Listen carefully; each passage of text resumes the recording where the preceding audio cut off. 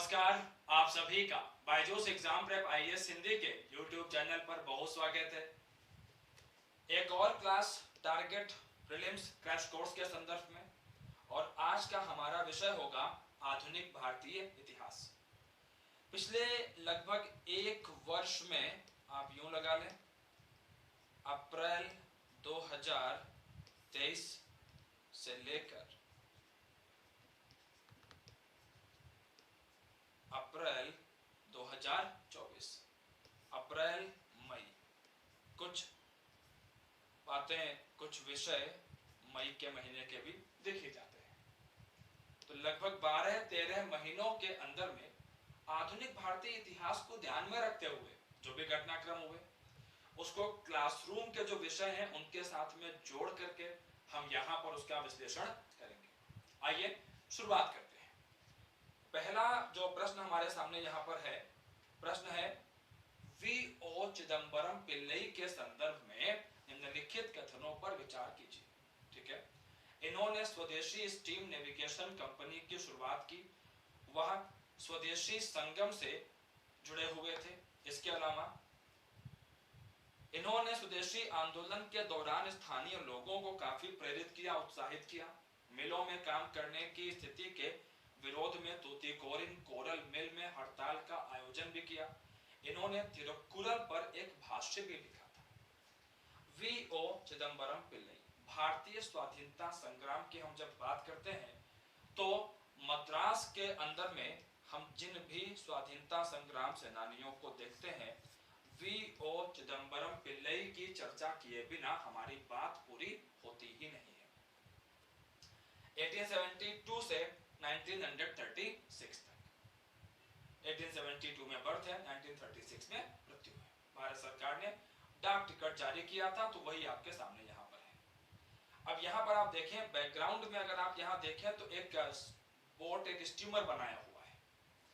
दरअसल भारत के अंदर में जब आधुनिक उद्योगों का विकास होना शुरू हुआ तो अंग्रेजों ने क्या किया, जो शिप बिल्डिंग इंडस्ट्री है इसके ऊपर में कब्जा करना शुरू किया। और खास तौर पर हम देखते हैं कि भारत के अंदर में जब वित्तीय उपनिवेशवाद का चरण आरंभ होता है, कौन सा फेज आता है, वित्तीय उपनिवेशवाद का जब चरण सामने आता है, तब ये विषय खास तौर पर उभर के हमारे सामने आते हैं कि भारत के अंदर में ब्रिटिश कंपनियां अपने उद्योग धंधों को लगा रही थी, सेटअप कर रही थी। ऐसे में वी.ओ. चिदंबरम पिल्लई ने एक बड़ा कार्य किया। इन्होंने स्वदेशी स्टीम नेविगेशन कंपनी की स्थापना की। ठीक है, और इस तरीके से पहला कथन बिल्कुल सही है। अब जिस समय हम लोग देखते हैं कि स्वदेशी आंदोलन का आरंभ होता है, ठीक है, अब इसका जो असर है वो मद्रास के क्षेत्रों तक पहुंचता है। अब यहाँ पर चिदंबरम पिल्लई, सुब्रमण्यम शिवा वगैरह के नाम आते हैं, सुब्रमण्यम शिवा आदि। इन लोगों ने मिलकर के स्वदेशी संगम की स्थापना की और स्वदेशी आंदोलन जो कि बंगाल विभाजन के विरोध में 1905 से 8 के मध्य में चलाया गया, इन्होंने स्थानीय लोगों को प्रेरित किया अंग्रेजों के खिलाफ। मिलों में जो काम करने के दयनीय हालात थे, उन हालातों का विरोध किया है चिदंबरम पिल्लई ने। तूतीकोरिन कोरल मिल में हड़ताल का आयोजन किया है। इसके अलावा तमिलनाडु के क्षेत्र के अंदर में हम एक संत का लगातार जिक्र सुनते हैं। मैं अपनी क्लासेस के अंदर कई बार इनका जिक्र करता हूं। आर्ट एंड कल्चर में जब हम लोग वहां देखते हैं तो थिरुवल्लुवर, और थिरुवल्लुवर की पुस्तक है थिरुक्कुरल या तिरुक्कुरल, और जो नैतिकता पर उनके संदेश हैं, इन संदेशों के ऊपर में कमेंट्री, एक भाष्य भी लिखा वी.ओ. चिदंबरम पिल्लई ने। और इस आधार पर हम देखते हैं कि 1, 2, 3, 4 सारे क्या हो जाते हैं, सही हो जाते हैं, लगातार न्यूज में रहते हैं। जब भी आधुनिक उद्योगों की बात होती है, शिप इंडस्ट्री की बात होती है, शिप बिल्डिंग की बात होती है, तो उसके इतिहास पर जब भी निगाह डाली जाती है, चिदंबरम पिल्लई के बिना बात हमेशा अधूरी रहती है। आप आगे देखें, निम्नलिखित कथन या कथनों पर विचार करिए। ठीक है, आप देखें, वाइकोम सत्याग्रह का नेतृत्व टी.के. माधवन, के.पी. केशव मेनन और जॉर्ज जोसेफ जैसे नेताओं ने किया था। अवर्णों के एक जुलूस ने, यहाँ पर जो रानी साहिबा थी, ठीक है, रीजेंट थी। ये दरअसल आप संरक्षिका थी, महारानी सेतुलक्ष्मी बाई। इनको एक याचिका सौंपी जिसमें मंदिर में सभी को प्रवेश देने का आग्रह किया गया था। इस आंदोलन में आप गांधी जी, श्री नारायण गुरु केरला से और श्री पेरियार जैसे नेताओं ने भी महत्वपूर्ण भूमिका निभाई थी। नवंबर 1936 में त्रावणकोर के महाराजा ने ऐतिहासिक मंदिर प्रवेश उद्घोषणा पर हस्ताक्षर किए, जिसने त्रावणकोर के मंदिरों में अवर्णों के प्रवेश पर सदियों पुराने प्रतिबंध को हटा दिया। ठीक है, अब देखिए, हम जब वाइकोम सत्याग्रह की बात करते हैं तो ये भारत के इतिहास के अंदर में, चाहे आप आजादी के इतिहास की बात कर लें और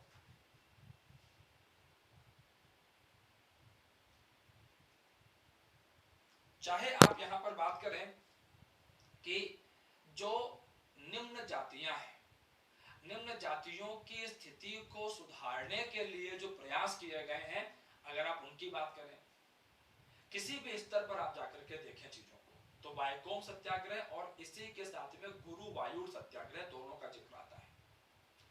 असहयोग आंदोलन की पृष्ठभूमि में हम लोग देखते हैं कि वाइकोम सत्याग्रह जो है ये उभर करके हमारे सामने आता है। जिस समय भारत के अंदर में, हमारे देश भर के अंदर में असहयोग आंदोलन चल रहा था और 1922 आते आते हम लोग देखते हैं कि जो असहयोग आंदोलन है वो समाप्त होता है। अब असहयोग आंदोलन जब समाप्त होता है तो इसका जो प्रभाव है वो अभी भी विद्यमान था और केरला के अंदर में हम लोग देखते हैं त्रावणकोर की एक रियासत, जहां पर वर्तमान में आप केरला देखते हैं, यहां पर त्रावणकोर की रियासत थी और वर्तमान केरला के अंदर में एक नहीं कुछ और रियासतें भी थी। कोचीन की रियासत थी, कालीकट की रियासत थी,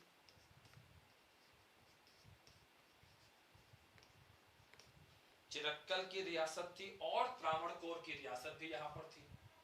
तो अब अल्टीमेटली हम लोग यहां पर क्या देखते हैं कि त्रावणकोर की जो रियासत है यहां पर एक मंदिर था और यह मंदिर था वाइकोम महादेव मंदिर।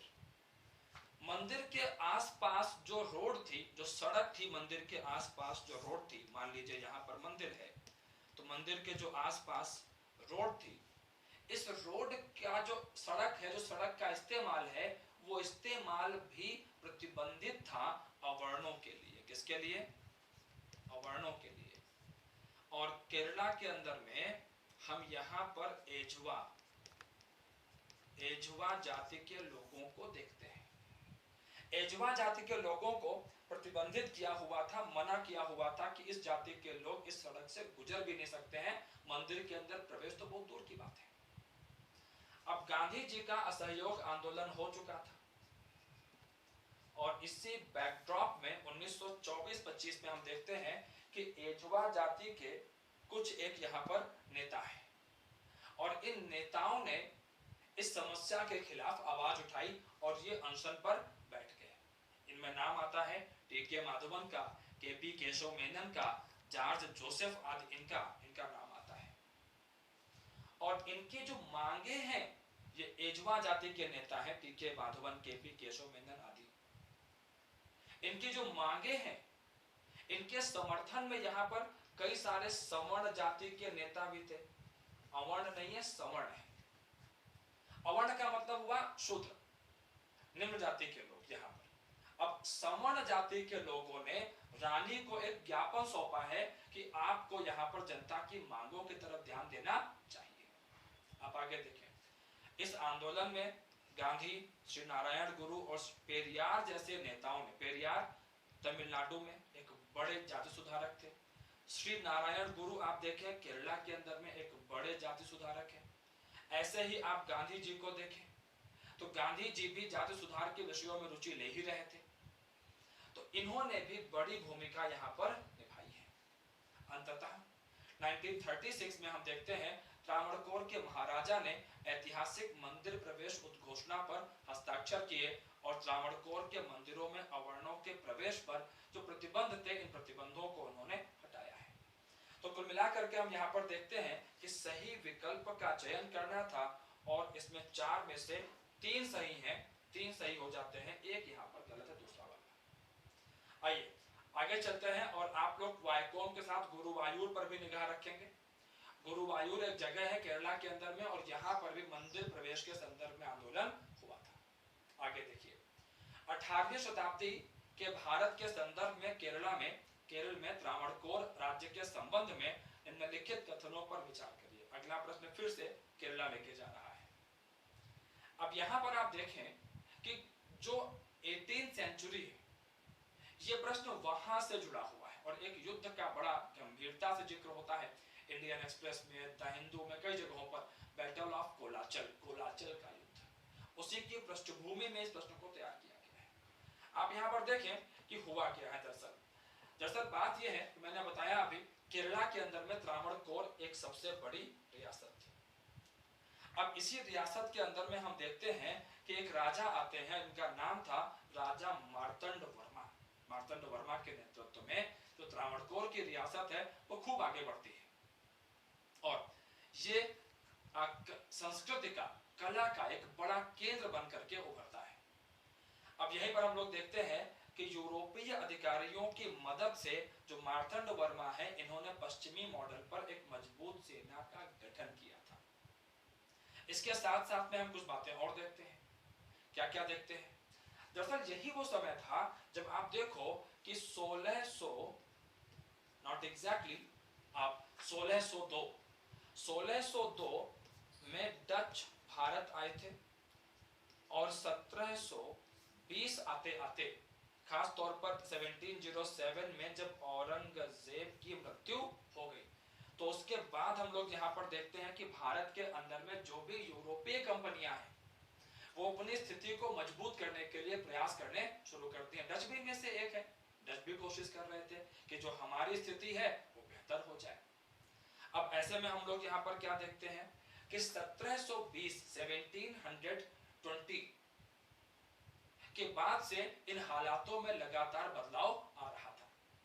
अंततः हम लोग यहाँ पर क्या देखते हैं कि 1741 का समय आता है। क्या आता है? 1741 आता है और यहीं पर एक युद्ध होता है जिसको हम लोग कहते हैं कोलाचल का युद्ध। क्या कहते हैं?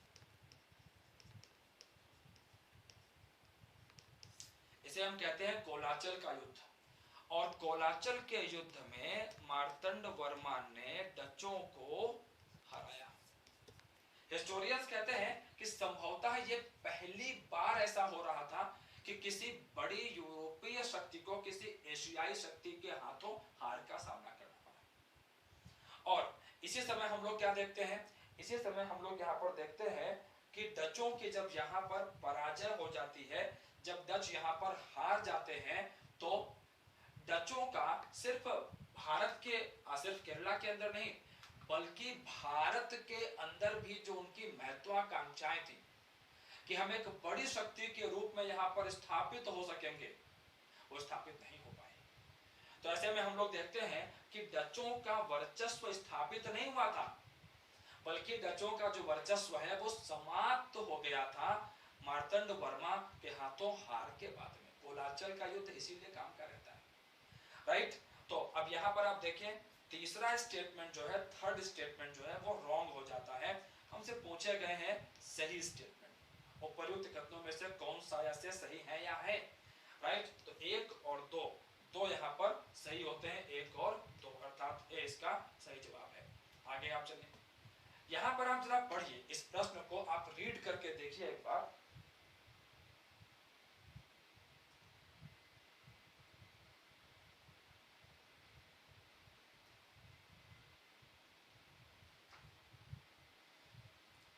प्रश्न है, इन्होंने लोकप्रिय स्वदेशी सामान बनाने के लिए लक्ष्मी भंडार को खोला था।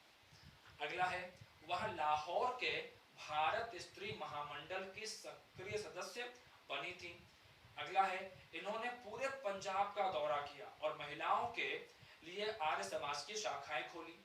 इन्होंने बंगाली जर्नल भारती के संपादक के रूप में भी कार्य किया था, राइट।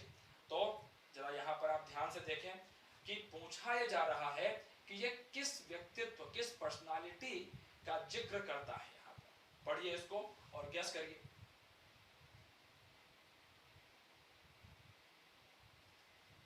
देखो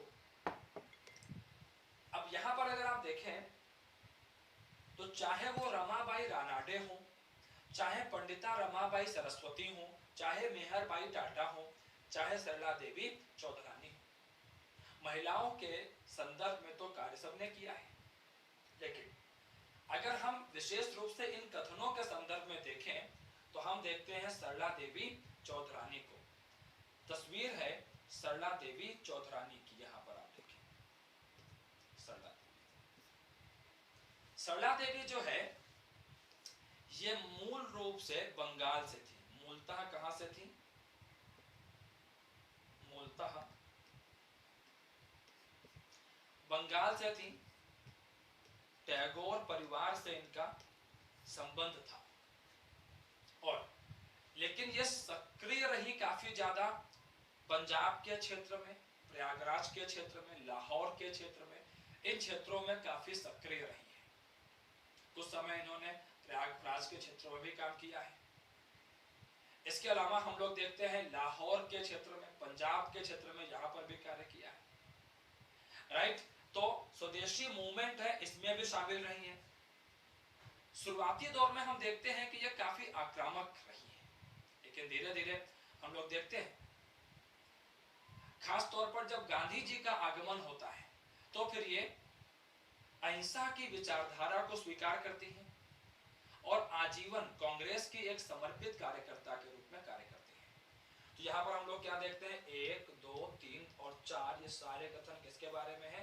सरला देवी चौधरानी के विषय में है। चलिए आगे चलते हैं। यहाँ से अगला प्रश्न है कि निम्नलिखित कथन या कथनों के ऊपर में विचार करिए। आइए विचार करते हैं। कथन यहाँ पर यह है कि अल्लूरी सीताराम राजू को स्थानीय लोग मन्यम वीरुडू भी कहते थे। ये रंपा विद्रोह के आदिवासी मूल के नेता थे। ये कलकत्ता सीक्रेट सोसाइटी के मेंबर भी थे जहां इन्होंने बम बनाना सीखा था। अब देखिए, हम जब भी आदिवासी विद्रोहों की बात करते हैं तो आंध्र प्रदेश के अंदर में हुआ रंपा विद्रोह। कौन सा विद्रोह? रंपा विद्रोह। ये एक विशेष स्थान रखता है हमारे सामने। अच्छा, अब आदिवासी विद्रोहों को हम जब देखते हैं तो इनकी जो लीडरशिप है उसके संबंध में कुछ खास विषय हमारे सामने आते हैं। जैसे आदिवासी विद्रोहों में हम लोग देखते हैं कि जो आदिवासी जो विद्रोह है, ठीक है, इनमें जो नेतृत्व है, हम जब नेतृत्व पर, लीडरशिप पर जब निगाह डालते हैं तो कई सारे ऐसे नेता हैं जो आदिवासी नेता थे और आदिवासियों का नेतृत्व गैर आदिवासी लोगों ने भी किया है। जी हाँ,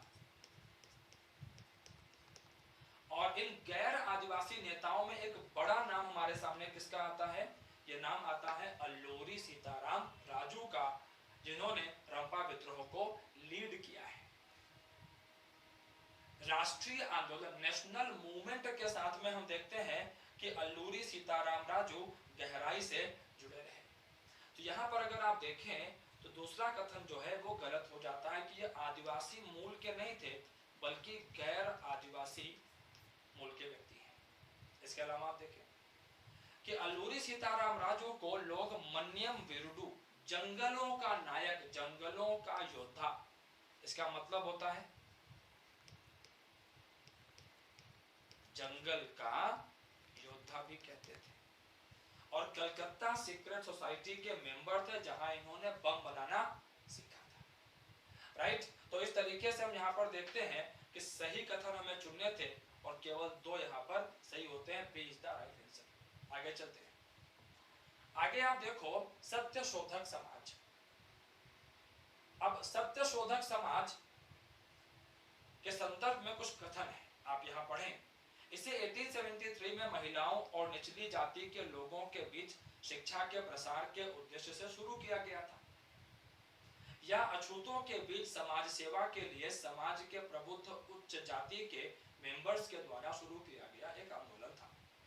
इसका उद्देश्य जाति व्यवस्था का पूर्ण उन्मूलन करने की बजाय, मतलब पूर्णतः समाप्त करने की बजाय जाति व्यवस्था में परिवर्तन करना था। इसने विक्टोरिया बाल आश्रम की स्थापना की, शुरुआत की, जो अकाल के कारण हुई भोजन की कमी से लड़ने के लिए भोजन आश्रय था। आपको सही कथनों की पहचान करनी है। सत्य शोधक समाज, ठीक है, ट्रुथ सीकर सोसाइटी। ज्योतिबा फुले महाराष्ट्र के महान समाज सुधारकों में से एक, ज्योतिबा फुले। अब यहां पर आप देखें, ज्योतिबा फुले ने सत्य शोधक समाज की स्थापना 1873 में की थी, इसमें कोई डाउट नहीं है। ज्योतिबा फुले जो है वो समाज के निचले वर्ग से आते हैं, माली समुदाय से आते हैं। कहां से आते हैं?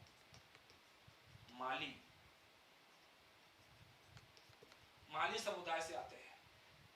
तो सत्य शोधक समाज जो है समाज के निचले वर्ग के लोगों ने, निम्न वर्ग के लोगों ने आरंभ किया है। अब अगर आप देखें ज्योतिबा फुले जी तो निम्न वर्ग के तो हैं लेकिन प्रबुद्ध व्यक्ति हैं। तो यहां पर प्रबुद्ध तो हैं, कोई दिक्कत नहीं है, लेकिन उच्च जाति के नहीं है। समाज के अंदर में निम्न माने जाने वाले समुदाय से आते हैं, राइट। तो यहां पर क्या है? दूसरा वाला गलत है। अब यहां पर आप आगे देखें कि इसका उद्देश्य जाति व्यवस्था का पूर्ण उन्मूलन करने की बजाय गलत है। ज्योतिबा फुले जी कहते थे कि समाज में समानता होनी चाहिए, जातियां होनी ही नहीं चाहिए। बिल्कुल सही बात है कि जाति धर्म के आधार पर विभाजन कम था, जो जातियों के आधार पर भी विभाजन हो रहा है। तो ज्योतिबा फुले जी को हम लोग यहाँ पर देखते हैं कि ये जाति व्यवस्था जो है इसका पूर्ण उन्मूलन, पूर्ण रूप से इसे समाप्त करने के पक्षधर हैं, राइट। तो पूर्ण उन्मूलन करने के पक्षधर हैं, बिल्कुल सही है। और यहाँ क्या लिखा है? करने की बजाय, मतलब विरोध की बात हो रही है। दूसरा वाला गलत है। इसी बीच हुआ ये कि पुणे के जो निकटवर्ती क्षेत्र हैं, यहाँ पर फसल खराब होने से अकाल की स्थिति बन गई, अकाल के हालात बन गए, लोग भूखों मर रहे थे। और ऐसे में सत्य शोधक समाज के जो मेंबर्स हैं, इन्होंने विक्टोरिया बाल आश्रम की स्थापना की, जहां पर खास तौर पर बच्चों के लिए भोजन का इंतजाम किया जाता था, जो कि इनका एक बड़ा सफल कार्यक्रम भी था, जनता की मदद करने के रूप में। ज्योतिबा फुले जी ने एक पुस्तक भी लिखी, गुलामगिरी। और इंटरेस्टिंग चीज ये है कि इन्होंने इस पुस्तक को समर्पित किया अमेरिका के अश्वेतों को। जी हाँ, अमेरिका के अश्वेतों को, कि अमेरिका के अंदर में जो अश्वेत थे उनके साथ जो अत्याचार हुए, उन अत्याचारों के विरोध में उनका समर्थन करते हुए फुले जी ने इस पुस्तक को लिखा। ठीक है, आगे चलते हैं। यहां से आप पढ़ें, गुरुदेव रविंद्रनाथ टैगोर के संदर्भ में निम्नलिखित कथनों पर विचार करिए। ठीक है, अब यहाँ पर आप देखें रविंद्रनाथ टैगोर जी के संदर्भ में कि बंगाल विभाजन के विरोध में इन्होंने नाइटहुड की अपनी उपाधि को त्याग दिया था। तो आप देखें कि ये वाला कथन यहाँ पर गलत है, क्योंकि बंगाल विभाजन नहीं बल्कि जलियांवाला बाग हत्याकांड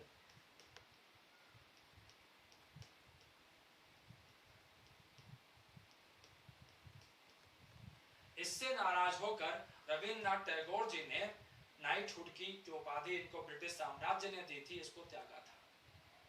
देखो रविंद्रनाथ टैगोर जो वो चर्चा में है, शांति निकेतन को यूनेस्को की विश्व धरोहर, जो विश्व धरोहर सूची है, ठीक है, उस सूची के अंदर में शामिल किया गया है शांति निकेतन को, होयसल मंदिरों को। तो टैगोर जी चर्चा में है, थोड़ा ध्यान रखना पड़ेगा। स्वदेशी भंडार की स्थापना की है स्वदेशी मूवमेंट के समय 1905 से 8, बिल्कुल सही है। और इन्हें साहित्य का नोबेल पुरस्कार भी प्रदान किया गया है टैगोर जी को, खास तौर पर गीतांजलि जो पुस्तक लिखी उसके लिए। इसके अलावा हम लोग यहाँ पर देखते हैं कुछ और ग्रंथ हैं इनके, मानसी, गोरा,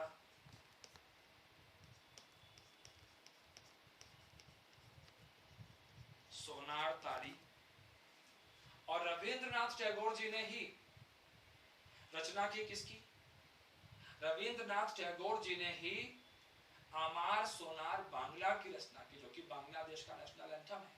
और जनगण मन, जो कि भारत का राष्ट्रगीत है, वो भी टैगोर जी ने लिखा।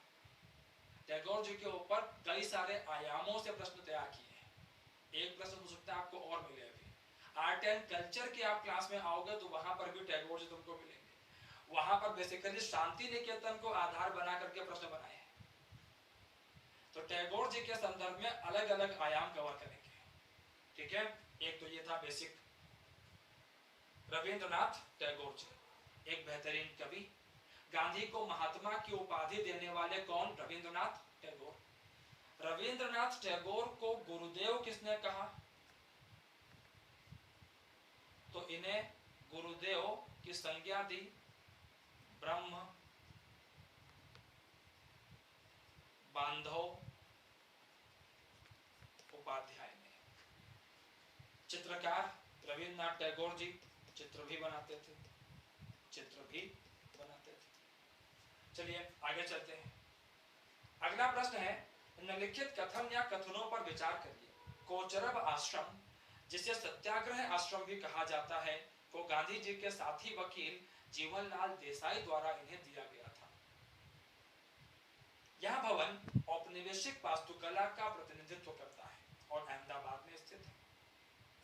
गांधी जी को दक्षिण अफ्रीका से भारत बुलाने में गोपाल कृष्ण गोखले की एक महत्वपूर्ण भूमिका थी, ठीक है। अब यहाँ पर जरा आप समझिएगा कि घटनाक्रम है क्या। तस्वीर में है आपके सामने कोचरब आश्रम, जो कि अहमदाबाद के अंदर में स्थित है। अब मेरी बात आप समझें। दरअसल ये न्यूज में था, कोचरब आश्रम जो है ये न्यूज में था, क्योंकि इसका रिनोवेशन हुआ है कोचरब आश्रम का, और इसको जो है प्रधानमंत्री महोदय ने राष्ट्र को अर्पित किया है। गांधी जी जब 1915 में भारत आते हैं, भारत बुलाने में निश्चित रूप से गोपाल कृष्ण गोखले, जो कि सर्वेंट्स ऑफ इंडिया सोसाइटी के संस्थापक थे। बाद में गांधी जी गोपाल कृष्ण गोखले को अपने राजनीतिक गुरु की संज्ञा देंगे। गोपाल कृष्ण गोखले जो कि नरम दल के एक बड़े नेता थे, कांग्रेस के अंदर में नरम दल के बड़े नेता थे।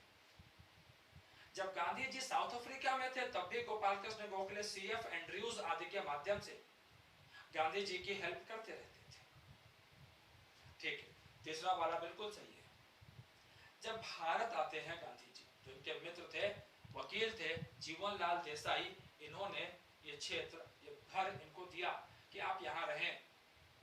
और इसके बाद में हम लोग देखते हैं कि साबरमती आश्रम की स्थापना होती है। समझ रहे हैं आप लोग?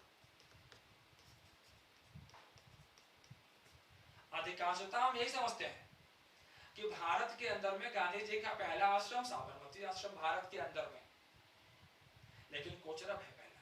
सत्याग्रह आश्रम भी कहते थे इसको। साबरमती के बाद में गांधी जी जब 1930 में सविनय अवज्ञा आंदोलन के लिए निकलते हैं, तो गांधी जी प्रण लेते हैं कि जब तक आजादी नहीं दिला लूंगा साबरमती लौट के नहीं आऊंगा। आजादी तो मिली नहीं, तो गांधी जी फिर कहां चले गए? गांधी जी चले गए वर्धा आश्रम। ये कुछ बड़े आश्रमों की यात्रा है, कोचरब से साबरमती, साबरमती से वर्धा। बाकी प्रवास तो बहुत जगहों पर किया है। दिल्ली आप आइए, दिल्ली में मुखर्जी नगर के पास गांधी आश्रम है, जी हाँ गांधी आश्रम है।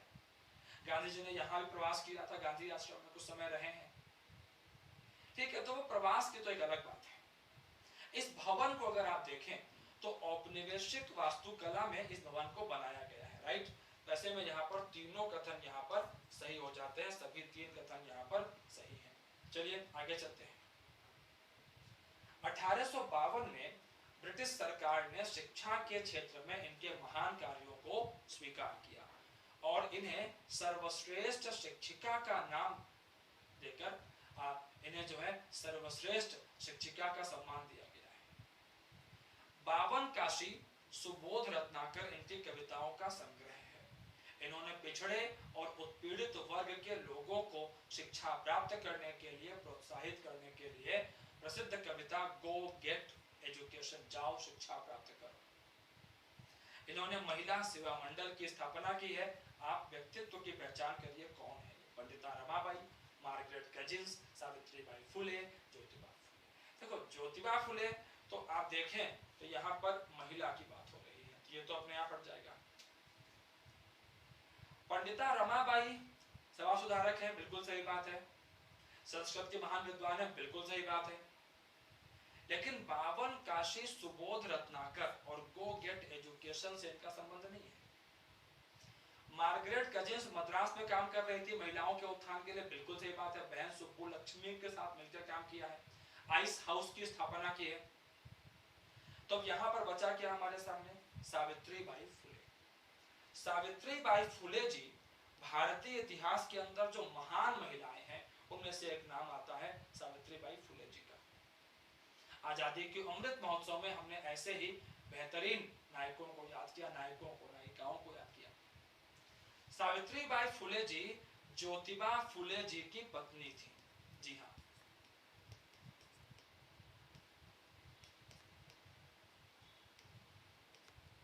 सावित्रीबाई फुले जी ज्योतिबा फुले जी की पत्नी थी और ये सारे कार्य इन्हीं के द्वारा किए गए हैं। राइट, चलिए आगे चलते हैं।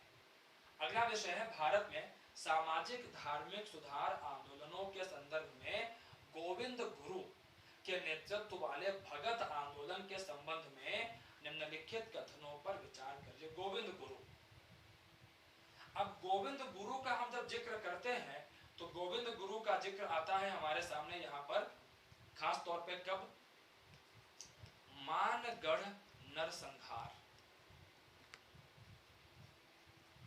मानगढ़ नरसंहार को हम लोग आदिवासियों का जलियांवाला बाग हत्याकांड भी कहते हैं। जी हाँ,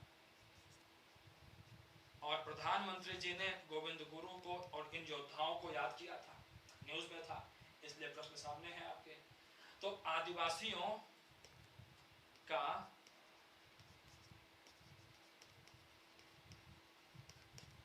जलियांवाला बाग हत्याकांड भी कहते हैं मानगढ़ नरसंहार को, जो कि 1913 में हुआ। ठीक है, अब यहां पर हुआ क्या था? गोविंद गुरु के आह्वान पर भील समुदाय के, भील जनजाति के हजारों लोग इकट्ठा हुए। गोविंद गुरु जी का असर राजस्थान, महाराष्ट्र, मध्य प्रदेश के क्षेत्रों में था। भील जनजाति के मध्य में भगत आंदोलन से जुड़े हुए रहे, शाकाहार को अपनाया है। ठीक है, मानगढ़ जहां पर नरसंहार हुआ है, इस आंदोलन के अनुयायियों के लिए आज भी ये एक तीर्थ स्थल है। और भील आदिवासी की जो आदिवासी जो समुदाय है, इनकी जो सामाजिक स्थिति है, इसमें सुधार के लिए प्रयास कर रहे थे गोविंद गुरु जी। ठीक है, ऐसे में हम लोग देखते हैं डी इसमें सही है, सारे सही हैं। आगे आप देखिए, भारत में सामाजिक धार्मिक सुधार आंदोलनों के संदर्भ में सिंह सभा आंदोलन के संबंध में निम्नलिखित कथनों पर विचार करिए। सिंह सभा के संदर्भ में, ठीक है। अब यहां पर आप देखें कि सिंह सभा में हुआ क्या है, आप नोट करिए यहां पर सिंह सभा में क्या हुआ है। दरअसल पंजाब, हम जब देखते हैं पंजाब को, ठीक है, पंजाब को देखते हैं तो 1849 के आसपास ये वो समय है जब डलहौजी ने पंजाब के ऊपर में कब्जा किया है। इसके पहले हम लोग देखते हैं कि महाराजा रणजीत सिंह थे, करीब 50 साल का समय सिख राज्य के अंदर, पंजाब के अंदर में शांति का समय रहा, लगभग 50 वर्षों तक, जिस समय महाराजा रणजीत सिंह यहाँ पर सत्ता को संभालते हैं। बट हम देखते हैं 1839 में महाराजा रणजीत सिंह जी की मृत्यु हो जाती है। अच्छा, इसके अलावा हम देखते हैं कि सामाजिक धार्मिक सुधार आंदोलनों का असर सिख समाज पर भी पड़ रहा था। निरंकारी आंदोलन, नामधारी या गुरका आंदोलन चल ही रहे थे। अब नामधारी आंदोलन का अंग्रेजों ने बड़ी क्रूरता से दमन किया। फिर 1857 में हम देखते हैं सब विद्रोह होता है। लाहौर में और अमृतसर के अंदर में, इन दो क्षेत्रों में सिख समाज के जो प्रबुद्ध लोग थे, लाहौर में और अमृतसर में, इन्होंने दीवान, दीवान अर्थात सभा का आयोजन किया, दीवान अर्थात सभा का आयोजन किया, राइट। और यहां पर क्या हुआ, इन लोगों ने, हम लोग यहां पर देखते हैं कि पश्चिमी शिक्षा देने के लिए स्कूल खोले हैं लाहौर में, अमृतसर में।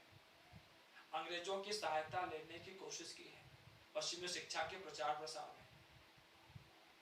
और जब अकाली आंदोलन को हम देखते हैं तो जो भ्रष्ट महंत थे, आप अगर देखें यहां पर सिंह सभा आंदोलन, ये आता है 19वीं सेंचुरी में, और अकाली आंदोलन जो है ये कब आता है, 20वीं सेंचुरी में आता है, 1920 के आसपास आता है। जो गुरुद्वारों में भ्रष्ट महंत बैठे हुए थे, जो कि सिख धर्म की जो प्रतिष्ठा है उसे कम करने का कार्य कर रहे थे, इन भ्रष्ट महंतों के खिलाफ आंदोलन चलाया है अकालियों ने, जिनके प्रयासों के परिणाम स्वरूप शिरोमणि गुरुद्वारा प्रबंधन कमेटी जैसा अधिनियम पास हो पाया। तो आप यहाँ पर देखिए कि सिंह सभा आंदोलन पहले है और अकाली आंदोलन बाद में है। तो अगर बेसिक अंडरस्टैंडिंग है तो यह क्लियर हो जाता है कि अकाली आंदोलन की शाखा कैसे हो सकता है सिंह सभा, क्योंकि अकाली तो बाद में है। बेसिक अंडरस्टैंडिंग की बात है। सिंह सभा में हम लोग और क्या देखते हैं कि यह वो समय था जब पंजाब के अंदर में सिखों के मध्य ब्रह्म समाज के लोग, ईसाई मिशनरी, आर्य समाज के लोग, इसके अलावा सूफी समुदाय के लोग, धर्म परिवर्तन बहुत जोरों पर चल रहा था। सिंह सभा के लोगों ने इस विषय को भी उठाया कि जो सिख लोग हैं वो अपने धर्म को क्यों बदल रहे हैं, परिवर्तन क्यों कर रहे हैं, आप अपने धर्म में बने रहिए। इस विषय को उठाया है, बिल्कुल सही बात है, ठीक है। तो ब्रह्म समाज के मेंबर्स का, आर्य समाज के मेंबर्स का, ईसाई मिशनरियों का, सूफियों का विरोध किया है सिंह सभा के लोगों ने। आप देखें यहां लिखा है पश्चिमी शिक्षा का विरोध, और हमने क्या बताया है, पश्चिमी शिक्षा का विरोध नहीं था बेटा, पश्चिमी शिक्षा का क्या है, समर्थन। अब ये सब विषय कहीं द हिंदू में, कहीं इंडियन एक्सप्रेस में, कहीं पीआईबी में अलग अलग रेफरेंसेस में आते रहते हैं, और जब आ जाते हैं तो प्रश्न बनाना फिर लाजमी हो जाता है, राइट। तो आप यहां पर देखें हमसे सही पूछा गया है तो केवल एक कथन यहां पर सही है। चलिए आगे चलते हैं। आप देखें भारत में कर्जन के 7 वर्षीय प्रशासन के संदर्भ में, कर्जन को अगर हम देखते हैं भारत के अंदर में तो 1899 से 1905, ठीक है, इस टाइम फ्रेम तक भारत में हमको कर्जन दिखता है। अब कर्जन के समय में कई सारी घटनाएं घटी हैं, कई सारे कार्य हुए हैं। जैसे आप देखें तो एंड्रयू फ्रेजर के अधीन पुलिस आयोग बनाया गया है, पुलिस सुधारों की सिफारिश की गई है, बिल्कुल सही बात है। हालांकि यहां पर फ्रेजर और कर्जन के बीच मनमुटाव हो गया था, लेकिन बना तो था पुलिस आयोग। स्थानीय निकायों पर आधिकारिक नियंत्रण बढ़ाने के लिए कदम उठाए। कर्जन जब भारत आया है तो कर्जन ने भारत आने पर क्या देखा कि भारत के अंदर में, आप इसको पढ़ करके सही आंसर ट्राई कर सकते हैं, कमेंट सेक्शन के अंदर में आप सही उत्तर भेज सकते हैं, you can give a try. फिर आप मिलाना, जब मैं बताऊंगा तब सही निकलता है कि नहीं निकलता है, ठीक है।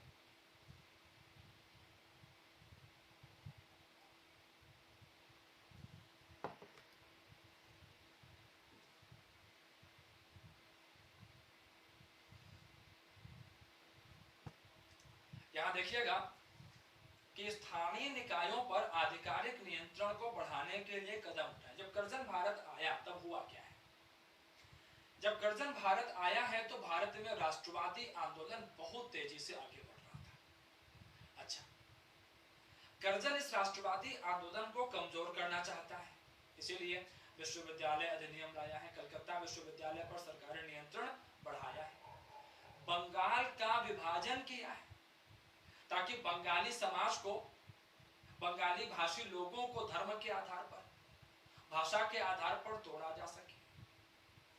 इसके अलावा कलकत्ता कॉरपोरेशन एक्ट लाया है, और इसमें इसने क्या किया, कलकत्ता कॉरपोरेशन के अंदर में जो मनोनीत मेंबर हैं,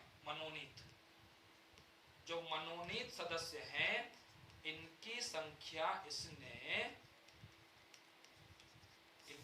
इसने क्या कर दी, बढ़ा दी, ताकि जो भारत के जो और लोग, जो गैर सरकारी मेंबर जो आ सकते हैं, जनता की बात उठाएंगे, उनकी संख्या कम कर दे। ये काम किया है इसने, सही है। इंग्लैंड की महारानी ने कैसर ए हिंद की उपाधि धारण की। महारानी विक्टोरिया को कैसर ए हिंद की जो उपाधि है, कैसर ए हिंद का मतलब, कैसर का अर्थ होता है किंग, जर्मन लैंग्वेज के साथ कनेक्टेड है, और कैसर का मतलब होता है किंग, हिंद का राजा। महारानी विक्टोरिया को ये उपाधि दी गई है 77 के लगभग में। प्रथम दिल्ली दरबार, जो कि लिटन के समय आयोजित हुआ था, प्रथम दिल्ली दरबार वायसराय था इस समय लिटन। इसके अलावा ये तो गलत हो गया। पूसा में एक कृषि महाविद्यालय की स्थापना, पूसा कहाँ पड़ता है भाई, पूसा पड़ता है बिहार में, और दिल्ली के अंदर में जो पूसा रोड दुनिया भर का आप लोग देखते हो कभी, ठीक है, तो ये जो जगह है, ठीक है, तो ये बिहार में जो पूसा है उसके नाम पर ये नाम यहाँ रखा गया है, ठीक है। तो अब यहाँ पर है क्या चीज, चौथा वाला भी सही है, तो 1, 2 और 4 यहाँ पर सही हैं। आप देखें 1, 2 और 4 यहाँ पर सही हैं। आगे चलते हैं। निम्नलिखित कथन या कथनों पर विचार करिए। रानी वेलु नचियार, जिन्हें वीर मंगई के नाम से भी जाना जाता है, केरल के रामनाथपुरम के रामनद साम्राज्य की राजकुमारी थी। पीआईबी में खूब छपा इनके बारे में, द हिंदू में भी आया, इंडियन एक्सप्रेस में भी आया, तो यहाँ पर प्रश्न तो आना ही था। उन्हें भारत में ब्रिटिश साम्राज्य, ब्रिटिश औपनिवेशिक सत्ता के खिलाफ लड़ने वाली पहली रानी के रूप में सम्मानित किया जाता है। वह फ्रेंच, अंग्रेजी और उर्दू जैसी भाषाओं की विद्वान थी।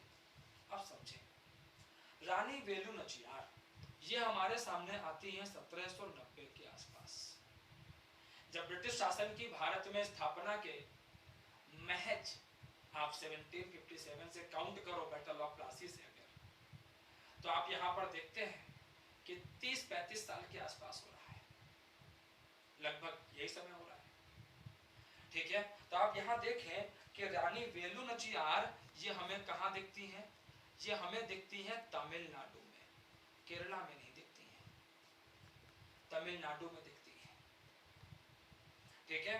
बाकी सब कुछ ठीक है, वीर मंगई ठीक है, ये ठीक है, ये ठीक है, लेकिन ये राज्य का नाम गलत है। इन्होंने हैदर अली से भी संपर्क स्थापित किए थे। हैदर अली की हालांकि मृत्यु पहले हुई है, 1781-82 में हुई है। जब वो जीवित था तब ये उसके संपर्क में थी हैदर अली के। इन्होंने सैनिकों, महिलाओं की टुकड़ी तैयार की है वीर मंगई ने। और हम लोग यहाँ पर देखते हैं कि ब्रिटिश औपनिवेशिक सत्ता के खिलाफ मोर्चा खोलने वाली पहली रानी के रूप में इनका नाम आता है। बिल्कुल सही बात है। रानी चेन्नम्मा कित्तूर में दिखेंगी 1829 के आसपास। रानी लक्ष्मीबाई झांसी में दिखेंगी 1857-58 में। लेकिन वीर मंगई वेलु नचियार 1790 के आसपास दिख जाती है, ठीक है। तो ऐसे में यहाँ पर है क्या चीज, जो पहला वाला स्टेटमेंट है वो गलत है, दूसरा वाला सही है, हमसे गलत ही पूछा गया है, तो ऐसे में केवल एक सही जवाब हो जाएगा। आगे चलते हैं। 1863 के धार्मिक बंदोबस्त अधिनियम का उद्देश्य धार्मिक मामलों में सरकार की प्रत्यक्ष भागीदारी को कम करना था और धार्मिक संपत्तियों और बंदोबस्त के प्रबंधन के लिए एक रूपरेखा प्रदान करना था। 1950 में भारत के कानून मंत्रालय ने मंदिर के धन के दुरुपयोग को रोकने के लिए कानून बनाने की सिफारिश की, जिसके परिणाम स्वरूप तमिलनाडु हिंदू धार्मिक और धर्मार्थ बंदोबस्त अधिनियम 1951 लागू हुआ। ठीक है, आपको सही कथन या कथनों की पहचान करनी है। अच्छा प्रश्न है, पॉलिटी के साथ भी जुड़ता है। प्रश्न को यहाँ रखा क्यों गया है? प्रश्न को रखा गया है, कर्नाटक की सरकार के द्वारा कुछ कानून लाया जा रहा था, धार्मिक बंदोबस्त अधिनियम, तो वहां पर कुछ राजनीति में कुछ बातें हुई। अब एडिटोरियल्स आए कि ऐसा अधिनियम कोई पहली बार तो नहीं आ रहा, अंग्रेज भी लाए थे। आजाद हिंदुस्तान में विधि आयोग की सिफारिश पर, लॉ कमीशन की सिफारिश पर तमिलनाडु के अंदर में ऐसा अधिनियम 1951 में पास हो चुका है। और इन अधिनियमों को लाने का उद्देश्य क्या था? ताकि जो धार्मिक संस्थाएं हैं, इनके जो संसाधन हैं, उन संसाधनों का ठीक से इस्तेमाल किया जा सके। क्योंकि देखिए, संसाधन ज्यादा होते हैं तो कई बार दुरुपयोग होने की संभावनाएं बढ़ जाती है। सरकार क्या करती है कि सरकार इन संसाधनों का सही दिशा में प्रयोग करने के लिए नियम बनाती है। मंदिर समिति के लोग भी शामिल होते हैं, उनकी सहमति से कार्य किए जाते हैं। जैसे आप देखो, आजादी के पहले ही हम देखते हैं, हमें एक पार्टी दिखती है, इसका नाम था जस्टिस पार्टी। जस्टिस पार्टी, और जस्टिस पार्टी ने भी इस तरह के कानून बनाए जाने का समर्थन किया था। इसी जस्टिस पार्टी के साथ में वर्तमान में तमिलनाडु की जो डीएमके पार्टी है, कहीं ना कहीं प्रत्यक्ष अप्रत्यक्ष रूप से डीएमके पार्टी जस्टिस पार्टी के साथ में जुड़ती है, जो आजादी के पहले तमिलनाडु के क्षेत्र के अंदर में justice party self respect movement, स्वाभिमान आत्मसम्मान आंदोलन मिल के काम कर रहे थे। डीएमके पार्टी के लिए बाद में कार्डर उपलब्ध कराते हैं। ये यहाँ पर आप देखें कि जो पहला स्टेटमेंट है वो सही है, दूसरा वाला गलत है। हमसे सही पूछा गया है तो केवल एक इसका सही जवाब है। आगे आप देखें, अच्छा प्रश्न है, आप ट्राई करिए इसको एक बार कमेंट सेक्शन में, देखते हैं कितने लोग सही करते हैं। कांग्रेस ने कभी भी दक्षिणी पूर्वी एशिया के देशों के स्वाधीनता संग्राम को समर्थन नहीं दिया, जबकि अफ्रीकी देशों के स्वाधीनता संग्राम को समर्थन दिया था। कांग्रेस ने अंग्रेजों के भारत के पड़ोसियों के प्रति आक्रामक रुख का सदैव विरोध किया और भारतीय सेना के प्रयोग का भी इन्होंने विरोध किया था। कांग्रेस ब्रिटिश साम्राज्य के विरोध में द्वितीय विश्व युद्ध के समय जापान, इटली और जर्मनी की फांसीवादी सरकारों का समर्थन करने की रणनीति पर कार्य कर रही थी। ठीक है, आप यहां समझिए, जरा विषय को समझिए। कांग्रेस पार्टी को हम जब देखते हैं, ठीक है, तो हम यहां पर देखते हैं कि कांग्रेस पार्टी ने जब भारत के अंदर में स्वाधीनता संग्राम चला है, फ्रीडम स्ट्रगल जब भारत के अंदरूनी भाग में चले हैं, तो यहां हम क्या देखते हैं? हम यहां पर देखते हैं कि इन संघर्षों को देख करके जो पड़ोसी राष्ट्र हैं, जो एशिया के राष्ट्र हैं, अफ्रीका के राष्ट्र हैं, प्रभावित हुए हैं। जैसे हम देखते हैं क्विट इंडिया मूवमेंट 1942 से 45, इसने तो दक्षिणी पूर्वी एशिया में सिंगापुर हो, इंडोनेशिया हो, मलेशिया के क्षेत्र हो, यहां पर जो फ्रीडम स्ट्रगल है उसको गहराई से प्रभावित किया है।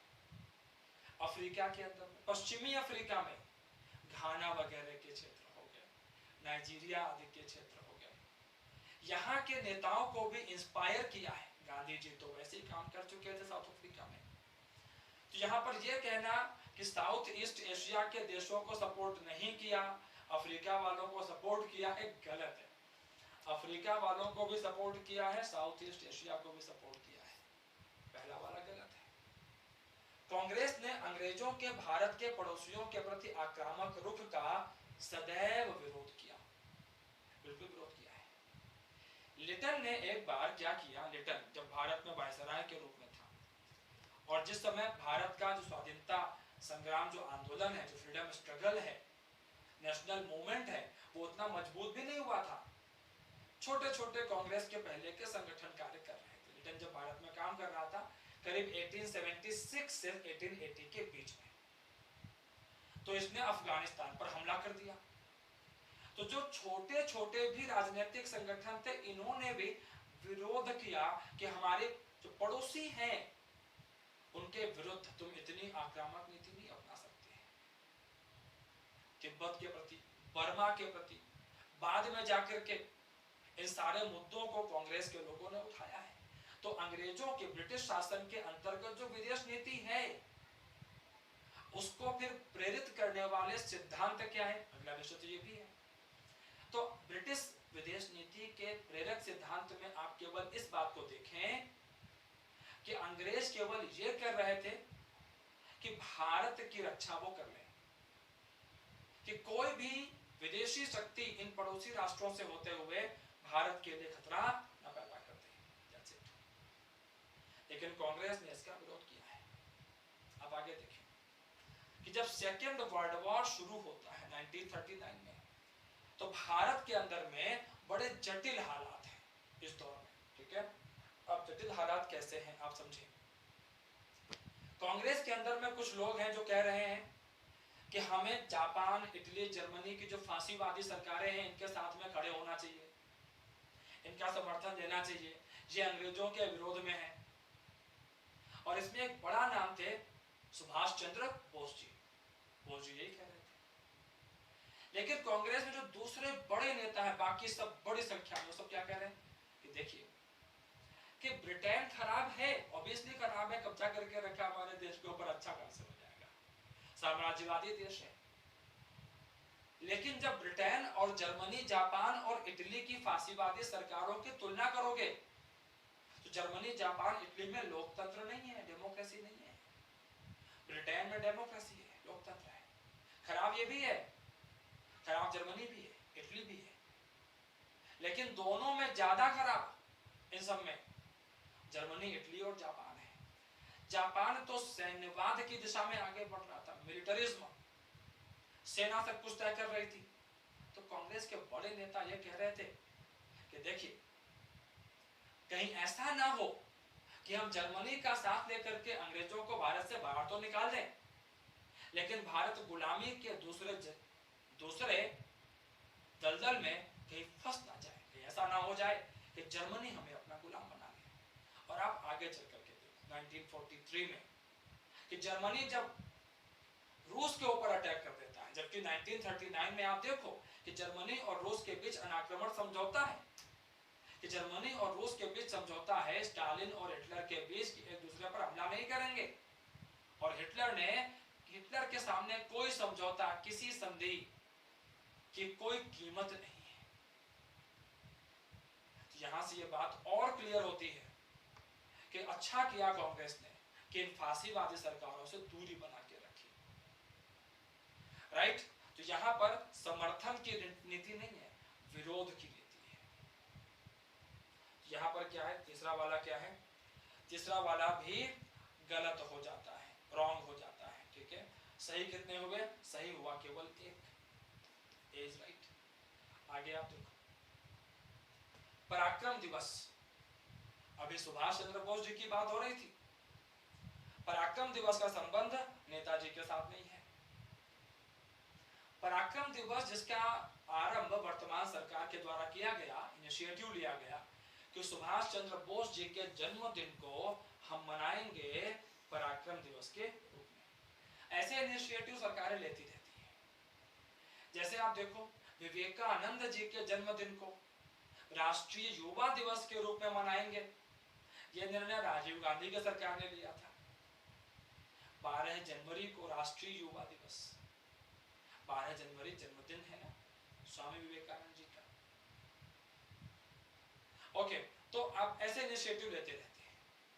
पराक्रम दिवस, ठीक है। अब यहां पर हम देखते हैं कि जो कार्यक्रम है इनका आरंभ कोलकाता के विक्टोरिया मेमोरियल हॉल से हुआ। अंडमान निकोबार द्वीप समूह, जहां पर एक जमाने में 1943 44 के आसपास आजाद हिंद फौज पहुंच गई थी। शहीद और स्वराज द्वीप इनका नाम रखा था सुभाष चंद्र बोस जी ने। तो यहाँ पर 21 जो बड़े सबसे बड़े जो अज्ञात द्वीप थे, बैरन आइलैंड्स थे, कोई नाम वगैरह इनके नहीं विशेष रखे गए थे, तो इनके नाम 21 परमवीर चक्र पुरस्कार विजेताओं के नाम पर रखे गए हैं। बिल्कुल सही बात है, सत्य बात है, पहला वाला भी सही है। 23 जनवरी 1897 कटक में जानकीनाथ बोस जी के घर में सुभाष चंद्र बोस जी का जन्म हुआ।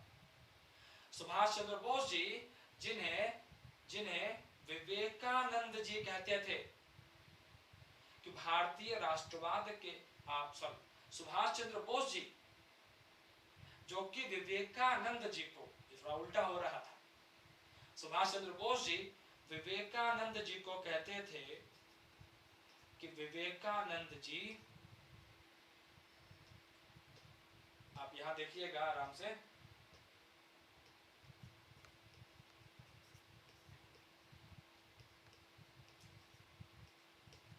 भारतीय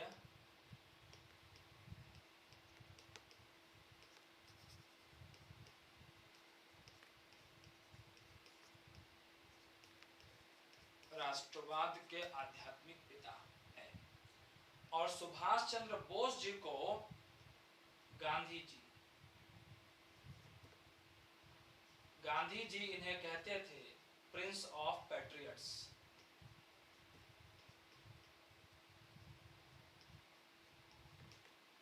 देशभक्तों का राजकुमार की संज्ञा किसने दी? सुभाष जी को, गांधी जी ने।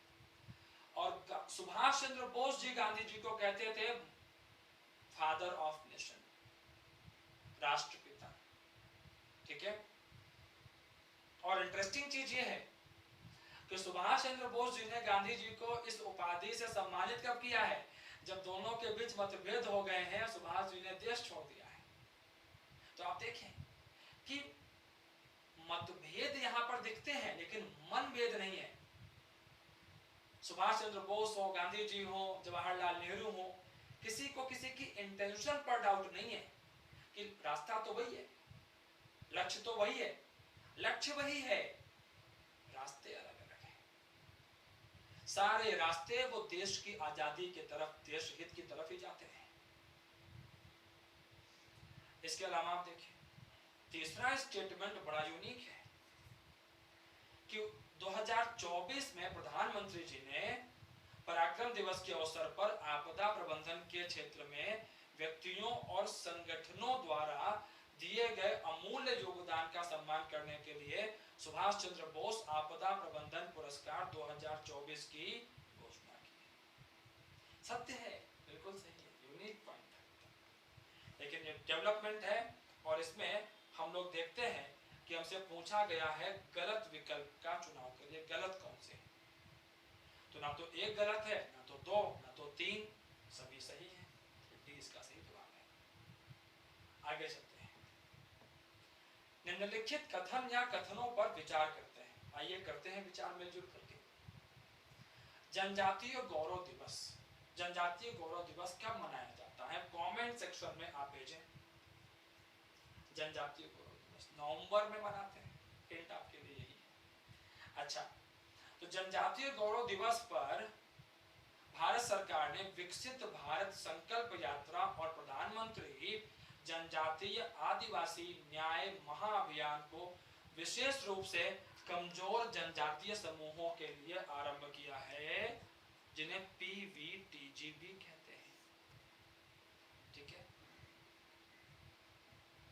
तो प्रिमिटिव वल्नरेबल ट्राइबल ग्रुप्स, तो विशेष रूप से, ठीक है, विशेष रूप से कमजोर जनजातीय समूह, जिनकी संख्या लगभग 75 के आसपास है। अब भारत सरकार ने पिछले करीब 2 साल पहले जनजातीय गौरव दिवस को आरंभ किया। भारत सरकार ने जनजातीय गौरव दिवस को आरंभ क्यों किया? भारत सरकार को हम जब देखते हैं कि जनजातीय गौरव दिवस उन्होंने शुरू क्यों किया, तो इसके पीछे जो वजह समझ में आती है कि आजादी के हमारे इस संघर्ष के अंदर में, ठीक है, आजादी के जो हमारा संघर्ष है यहाँ पर आजादी का, इस संघर्ष के अंदर में जो आदिवासी समुदाय के जो लोग हैं, चाहे मुंडा हो, भील हो, संथाल हो, उनकी भूमिका को रिकॉग्नाइज करने के लिए मैंने नवंबर बोला था। चलिए, मैं आशा करता हूँ कि आप लोगों ने ध्यान दिया होगा। और सही जवाब क्या है इसका? 15 नवंबर, 15 नवंबर को हम लोग जो है आदिवासी गौरव दिवस को मनाते हैं। और यहाँ पर पी से जो है पार्टिकुलरली था, मुख्य रूप से पी से, प्रिमिटिव की जगह पर पार्टिकुलरली था, विशेष रूप से अर्थात पार्टिकुलरली। ध्यान रखेंगे, थोड़ा सा करेक्शन था। ओके, तो 15 नवंबर पार्टिकुलरली वल्नरेबल ट्राइबल ग्रुप्स। ठीक है, आप यहाँ पर देखें कि इसको जब आरंभ किया गया है जनजातीय गौरव दिवस को, तो ये जो मुंडा विद्रोह है, जो बिरसा मुंडा जी हैं, बिरसा मुंडा जी के जन्मदिन के साथ में जोड़ करके हम देखते हैं इसको शुरू किया गया है, इसको स्टार्ट किया गया है। ठीक है, इसके अलावा हम देखते हैं कि जब मुंडा विद्रोह हुआ था, मुंडा विद्रोह जिसको उलगुलान की संज्ञा भी दी जाती है, उलगुलान महान विद्रोह भी कहा जाता है। ठीक है, दूसरा गलत है यहाँ पर, पहला वाला सही है। तो 1908 में छोटा नागपुर के क्षेत्र में किराएदारी अधिनियम को पास किया गया, जिसमें नियम बनाया गया कि जो आदिवासी लोग हैं वो गैर आदिवासी लोगों को जो भूमि आदि है, ठीक है, उसका जो हस्तांतरण है वो प्रतिबंधित रहेगा। ठीक है, गैर आदिवासियों को। अब देखो, ऐसे नियम संथालों के, ऐसे नियम हम लोग देखते हैं कि संथालों के संदर्भ में भी ये पहले आ चुके थे। संथालों के संदर्भ में ऐसे नियम हम देखते हैं कि पहले आ चुके थे। समझ रहे हैं आप लोग यहाँ पर? ठीक है, और हम लोग यहाँ पर देखते हैं कि इस तरह के नियम जो है, इस तरह के नियम ये यहाँ पर लाए गए हैं। किसके लिए लाए गए हैं? मुंडा समुदाय के संदर्भ में, इनको ध्यान में रखते हुए इनको यहाँ पर लाया गया है। ठीक है, ओके, तो चलिए यहाँ से आगे बढ़ते हैं। एक जानकारी और जोड़ दूं मैं आपके लिए। तो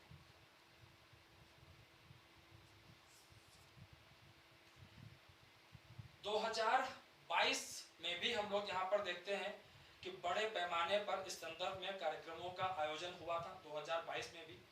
ठीक है, और मुख्य रूप से हम देखते हैं कि 2021-22 का ही वो वक्त है जब आजादी के अमृत महोत्सव को ध्यान में रखते हुए 2022 हो, 23 हो, 24 हो, लगातार जनजातीय गौरव दिवस को मनाया जा रहा है और नई नई घोषणाएं यहाँ पर की जा रही हैं। हर वर्ष नई घोषणाएं की जा रही हैं और ये घोषणाएं हमारे लिए बड़ी काम की हो जाती हैं।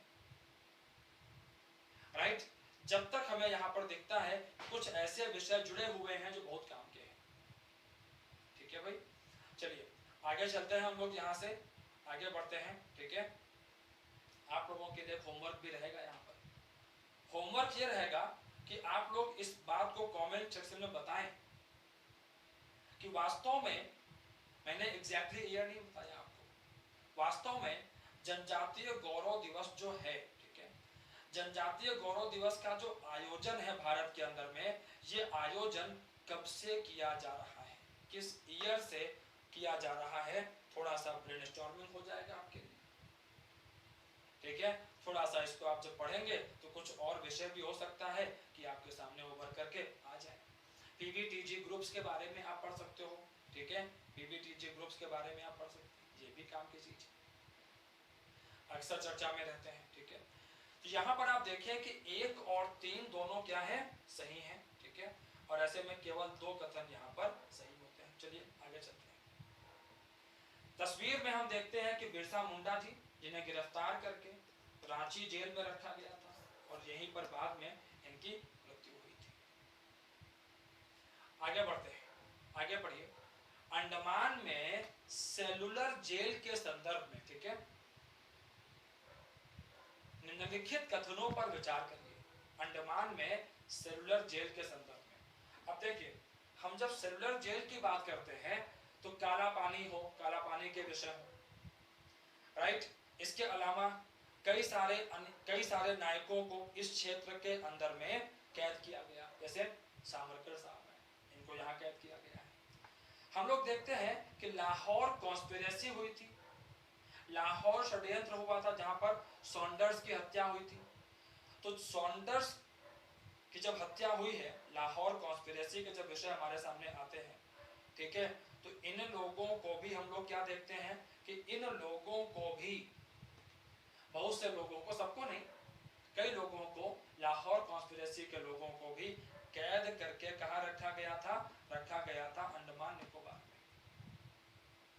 इसके अलावा चट्टगांव शस्त्रागार को आप देखें, चट्टगांव आर्मरी रेड को आप देखें, मास्टर सूर्यसेन यहां सामने आते हैं। इन क्रांतिकारियों को भी यहां पर रखा गया है, राइट। अच्छा, यहीं पर हम देखते हैं कि एक ये दृश्य है सेलुलर जेल का अंडमान में।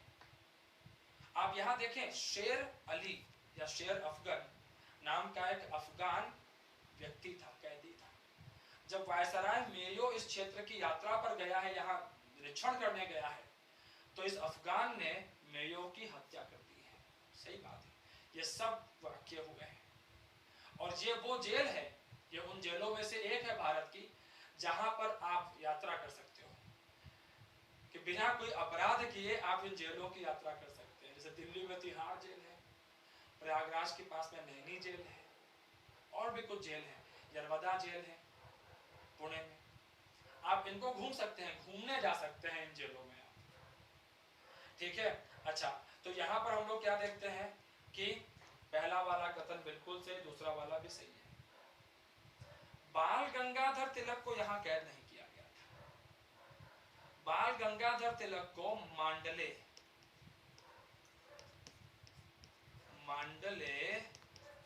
बर्मा के अंदर कैद किया गया। जो बड़ा नाम जो यहाँ कैद हुए वो थे सावरकर साहब, सचिंद्र सान्याल, बटुकेश्वर दत्त, लाहौर कॉन्स्पिरेसी में भगत सिंह के साथ।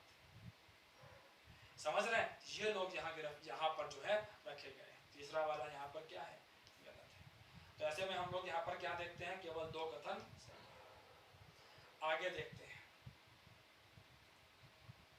काजी नजरुल इस्लाम के संदर्भ में निम्नलिखित कथन या कथनों पर विचार कीजिए। ठीक है, काजी नजरुल इस्लाम को विद्रोही कवि की उपाधि दी जाती है क्योंकि इन्होंने अपने गीतों के माध्यम से ब्रिटिश शासन का विरोध किया था। इन्होंने खिलाफत आंदोलन का विरोध किया था और ब्रिटिश शासन से सीधे आजादी की मांग न करने के कारण कांग्रेस का भी विरोध किया था। इंटरेस्टिंग बात होगी। देखिए, काजी नजरुल इस्लाम जो है, इनका संबंध बंगाल से था। संगीतकार हैं, बड़े सारे गीत लिखे हैं नजरुल इस्लाम जी ने। हाल फिलहाल में न्यूज में इसलिए थे क्योंकि इनके किसी गीत को जो है, इनके गीत को मूवी वगैरह में शामिल किया गया, उसके ऊपर बहस छिड़ गई है। उसके जिस तरीके से उसको वहां पे दिखाया गया है, उसको लेकर के बांग्लादेश में, भारत में, दोनों जगहों पर बहस छिड़ी है। नजरुल इस्लाम जी भारत में रहे पार्टीशन के बाद, लेकिन जब बांग्लादेश का निर्माण हुआ तो बांग्लादेश चले गए। अच्छा, अब यहाँ पर आप देखें, विद्रोही कभी कहे जाते हैं, बिल्कुल सही बात है, कोई दिक्कत ही नहीं है। खिलाफत आंदोलन का विरोध क्यों किया था? प्रश्न ये है। नजरुल इस्लाम जी ने कहा कि देखिए, ऐसा है कि धर्म और राजनीति दोनों को अलग अलग रखना चाहिए। और खिलाफत आंदोलन जो है, इन्होंने बोला कि ये एक धार्मिक आंदोलन है, इसलिए इसका इस्तेमाल राजनीति में, असहयोग आंदोलन आदि में नहीं होना चाहिए था। ये इनका मत है। इसके अलावा हम देखते हैं, कांग्रेस का भी विरोध किया है। कांग्रेस का विरोध क्यों कर रहे हैं? थोड़ा सा झुकाव जो है नजरुल इस्लाम जी का, वो कम्युनिज्म की तरफ है। इनका कहना था कि कांग्रेस को साफ सीधे तौर पर आजादी की मांग करनी चाहिए थी, क्यों नहीं कर रही? आप देखो, कांग्रेस ने सीधे तौर पर आजादी की मांग की है, लेकिन सही वक्त आने पर की है। अब आप यहां पर इस बात को भी देखते हैं कि खिलाफत और असहयोग को साथ चलाने की वजह क्या थी?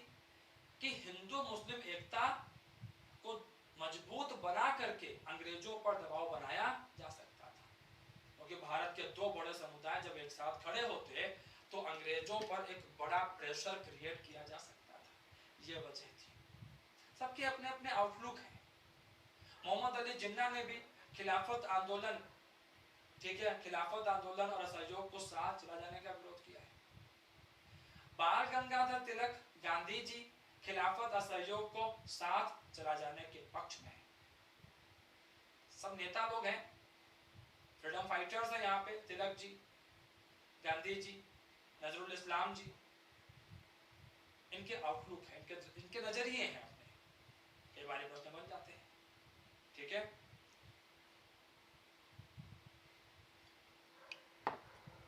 आगे चलते हैं।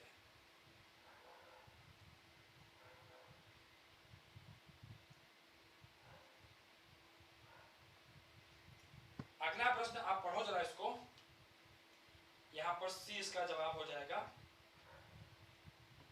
निम्नलिखित में से कौन सा कथन रविंद्रनाथ टैगोर जी के विषय में सही नहीं है? रीड करिए इसको, रीड करिए और ध्यान से इसका उत्तर देने का प्रयास करिए। मैं वेट कर रहा हूं,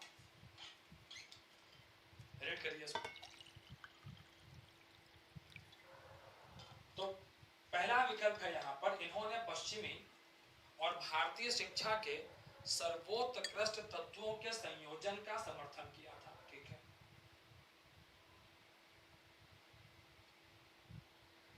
इन्होंने साम्राज्यवाद का विरोध किया एवं भारतीय राष्ट्रवादियों का समर्थन किया। इन्होंने विश्व बंधुत्व और मानवतावाद का प्रचार किया। इन्होंने वर्ष 1917 में कांग्रेस के कलकत्ता अधिवेशन की अध्यक्षता की।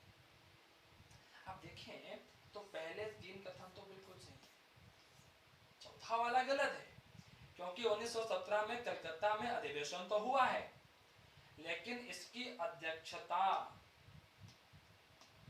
जो अध्यक्षता है वो अध्यक्षता किसने की? वो एनी बेसेंट की। अब आपके लिए एक और होमवर्क है, आप एक बार देखो जरा कांग्रेस के जो अधिवेशन है इनकी लिस्ट आप देखो, गूगल पर आराम से मिल जाती है, लिस्ट आप देखो एक बार। आप देखो कि क्या रविंद्रनाथ टैगोर कभी भी कांग्रेस के अध्यक्ष बने हैं क्या? चेक करो, कमेंट्स सेक्शन के अंदर में आप जवाब भेजिएगा। जनजातीय गौरव दिवस कब से शुरू हुआ है? 2021, 22, 23 कब शुरू हुआ? राइट, बताइएगा। आगे चलते हैं। अगला प्रश्न है, 19वीं सदी में भारत के संदर्भ में निम्नलिखित अभियानों या गतिविधियों पर विचार करिए और कौन से भारतीय राष्ट्रीय कांग्रेस के गठन से पहले हुए थे? अब पॉइंट पकड़ो, कांग्रेस के गठन के पहले मतलब 1885। ईयर भी साफ साफ नहीं पूछा है, ईयर भी छिपा दिया कि ईयर भी आप अंदाजा लगाओ। राइट, तो अच्छा प्रश्न है। आप देखें, कपास पर आयात शुल्क लगाने का अभियान 1875 के आसपास ये घटना होनी शुरू हुई थी, तो 1885 को तो पहले हो गया। लिटन की अफगान नीति अभी तुमको हम बता के आए थे 1878 के आसपास, लिटन की अफगान नीति, ठीक है, और 1875 के आसपास कपास पर आयात शुल्क लगाने का अभियान। ट्रांसवाल एशियाटिक अध्यादेश, ट्रांसवाल, भाई ट्रांसवाल है दक्षिण अफ्रीका में, और जो गांधी जी को पढ़ते हैं तो वहां हम देखते हैं ट्रांसवाल के संदर्भ में 1906-7 के आसपास ये अध्यादेश लाया गया था। तो कांग्रेस की स्थापना के एक तो बाद में है, ऊपर से भारत में नहीं है, साउथ अफ्रीका में है। ठीक है, ओके, तो ये वाला वैसे ही क्या हो गया, आउट हो गया है। एल्बर्ट विधेयक के रिपन, अब रिपन का कार्यकाल के समय में इल्बर्ट विधेयक आया है, पीसी इल्बर्ट लेके आए थे कि जहां पर भारतीय जज और यूरोपीय जज, इनमें जो भेदभाव है उस भेदभाव को दूर किया जा सके, दोनों को समान अधिकार दिया जा सके, इसका विरोध हुआ है। श्वेत विद्रोह की संज्ञा हम देते हैं इसको। ठीक है, 1883 के आसपास हुआ था ये तो सही है। और सिविल सेवा में भारतीयों के शामिल होने की अधिकतम आयु में कमी 19 वर्ष करीब कर दिया गया है, लिटन ने किया था, ताकि भारतीय युवा सिविल सेवाओं में आ ही ना सके। हम लोग देखते हैं कि 1860 के बाद में जब सिविल सेवाओं में भारतीयों को शामिल होने की छूट मिली, अधिकारी बनने का अधिकार मिला, सत्येंद्र नाथ टैगोर जी आते हैं पहले अधिकारी के रूप में, आईसीएस के रूप में, बिहारी लाल गुप्ता वगैरह आते हैं। तो लिटन को लगा अरे बड़े लोग आ रहे हैं, संख्या घटाओ, तो एज कम कर दी, 23 से घटा के 19 कर दी, मैक्सिमम 19 वर्ष। तो यहाँ पर ये क्या है, 1876 के आसपास हुआ था। तो ऐसे में यहाँ पर है क्या चीज, 2 को छोड़ दीजिए, सॉरी 3 को छोड़ दीजिए, तो 1 2 4 5, तो ए इसका सही जवाब है। आगे आइए, कनकलता बरुआ और मातंगिनी हजारा भारत छोड़ो आंदोलन में शामिल थी। कनकलता बरुआ के असाधारण साहस को श्रद्धांजलि देते हुए वर्ष 2020 में उनके सम्मान में एक तटरक्षक जहाज का नाम रखा गया था।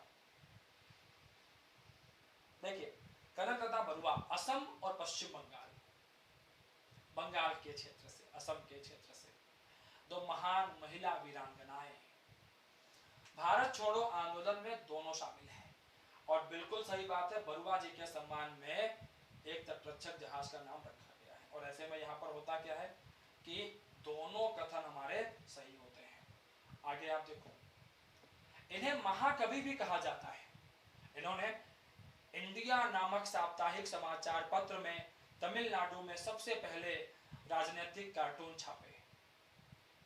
यह कांग्रेस के बनारस और सूरत अधिवेशन में शामिल हुए। यह गरम दल की विचारधारा से प्रभावित थे। स्वदेश गीतांजलि इनकी प्रमुख रचना है। इन्हें महाकवि भारतीयार कहा जाता है। महाकवि भारतीयार कहा जाता है, ठीक है।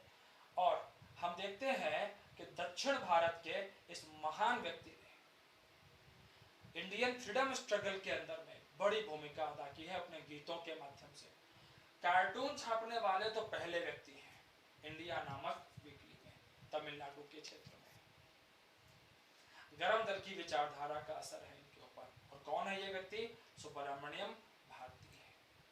वंची अय्यर क्रांतिकारी है। सुब्रमण्यम शिवा और चिदंबरम पिल्लई स्वदेशी मूवमेंट के साथ ये भी कनेक्टेड रहे हैं। अभी पहले ही प्रश्न में जिक्र किया था मैंने इनका। दक्षिण भारतीय जब फ्रीडम फाइटर्स को देखा जाता है, पढ़ा जाता है, तो इनका नाम भी आता है। आगे आप देखिए, 20वीं सदी में होने वाले कृषक आंदोलनों की प्रकृति के संदर्भ में निम्नलिखित कथनों पर विचार करिए। देखिए, कृषक आंदोलन हमें 19वीं सेंचुरी में भी दिखता है, हमको 20वीं सेंचुरी के अंदर भी दिखता है।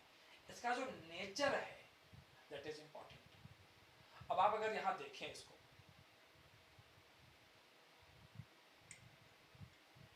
तो 19वीं सेंचुरी में, ठीक है, किसानों को औपनिवेशिक जो स्वरूप है शासन का उसकी समझ नहीं है। जमींदारी प्रथा का विरोध नहीं करते हैं, जमींदारों का विरोध करते हैं।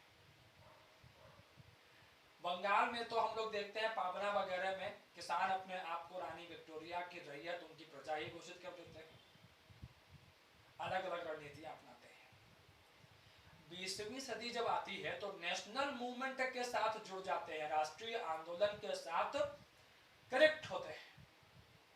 और जब 1917 में रूसी क्रांति होती है तो भारत के अंदर में नेताओं को यह बात समझ में आती है, किसानों को, मजदूरों को एकजुट करके कार्य किया जा सकता है।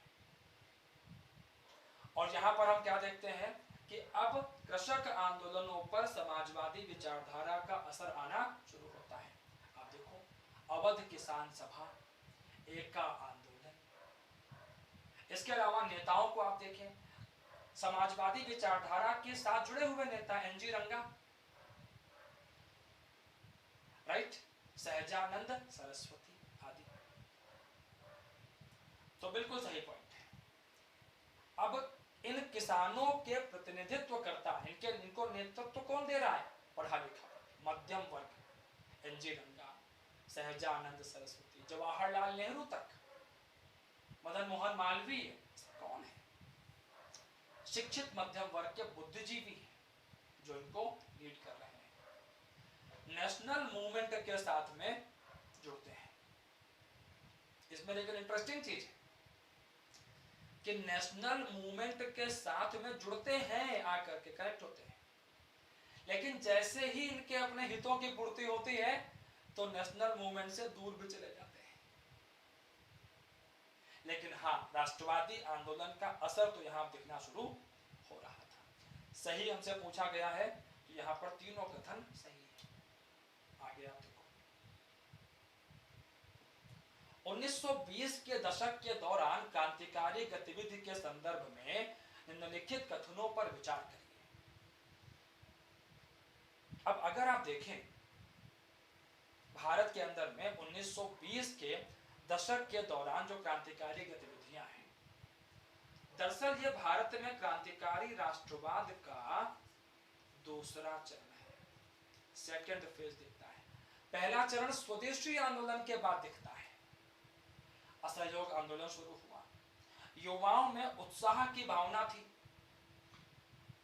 देश आजाद होगा, गांधी जी ने उम्मीद दी है। आंदोलन को एब्रप्टली वापस ले लिया गया, युवा नाराज हो गए। अब ऐसे में फिर क्या हुआ कि युवाओं का झुकाव हिंसक क्रांति की तरफ बढ़ गया, और ऐसे में हिंदुस्तान रिपब्लिकन एसोसिएशन की स्थापना होती है, HRA का निर्माण होता है, जिसको आगे चल करके HSRA का रूप दिया है सरदार भगत सिंह ने, चंद्रशेखर आजाद ने, इन लोगों ने। रूसी क्रांति, अब देखिए, किसान आंदोलन हो, चाहे क्रांतिकारी हो, चाहे मजदूर हो, सब पर रूसी क्रांति का असर तो पड़ा है, बिल्कुल पड़ा है, सत्य बात है। समाजवादी विचारधारा ने प्रभावित किया है, और इससे इन्होंने सबसे बड़ी बात क्या सीखी? धर्मनिरपेक्षता, कि जब इतने बड़े राजनीतिक कार्य होते हैं तो उसमें धर्म को बहुत अधिक भूमिका नहीं देनी चाहिए। हम देखते हैं कि क्रांतिकारी राष्ट्रवाद का जो पहला चरण है, जहां पर हम देखते हैं कि बंगाल में हत्याएं हो रही, मुजफ्फरपुर बमकांड है, नासिक के अंदर बमकांड है, कर्जन वाइली की हत्या है, ये सब हुआ है। यहां धर्म का इस्तेमाल अधिक था, इसीलिए आप देखो मुस्लिम समाज की भागीदारी कम है। लेकिन दूसरे चरण में हम जब आते हैं, खास तौर पर सरदार भगत सिंह, इनका प्रभाव है, और इसकी वजह से क्या हुआ है कि धर्मनिरपेक्षता पर बल है। राम प्रसाद बिस्मिल की विचारधारा है, ठीक है, और यहां पर अशफाक उल्लाह खान जैसे मुस्लिम क्रांतिकारियों को देखते हैं। महिलाओं की भागीदारी देखते हैं, दुर्गा देवी भगत सिंह के साथ हिंदुस्तान रिपब्लिकन एसोसिएशन में थी। इसके अलावा हम देखते हैं प्रीति लता, कल्पना दत्ता, शांति घोष, सुनीति चौधरी, वीना दास, ये महिलाएं, लिस्ट है पूरी, जो कि क्रांतिकारी आंदोलन में शामिल है, ठीक है, सेकेंड फेज में 1920 के दशक में। ऐसे में क्या है, कितने गलत है, हमसे ये पूछा गया कितने गलत है, ये बताओ कितने गलत है? सारे सही हो गए, तो कोई भी कथन गलत नहीं है, ए इज राइट, ठीक है, ओके। इस चर्चा के साथ हम पहुंच गए हैं इस सेशन के अंत में। अब इस सेशन में आप लोगों ने नोटिस किया होगा कि मैंने कोशिश की कि प्रश्नों का जो संदर्भ है वो भी बताते चलूंगा, क्योंकि ये शामिल क्यों किया है। सभी प्रश्न लगभग इन्हीं संदर्भों के साथ, कोई द हिंदू, कोई PIB, कोई इंडियन एक्सप्रेस, कोई डेक्कन हेरल्ड, कई सारे सोर्सेस हम लोग तो उठाते हैं, लेकिन द हिंदू, इंडियन एक्सप्रेस भी आएगी में कहीं ना कहीं जिक्र उनका आया।